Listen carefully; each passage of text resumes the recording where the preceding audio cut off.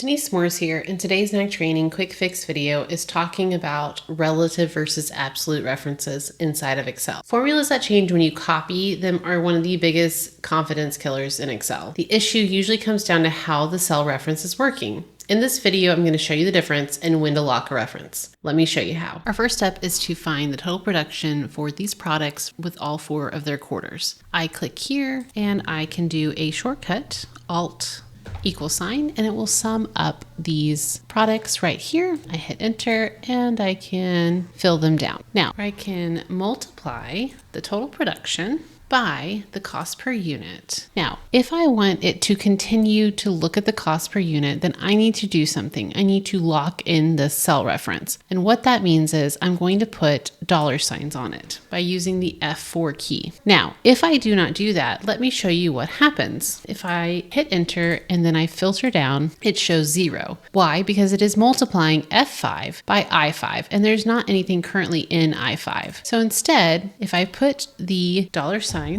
on top of there, hit enter, bring it down, then it applies it to all of them. This was using relative, this was using an absolute reference. There you have it. What should move in formulas predictable without being broken. Remember, quick fix, small changes, big wins.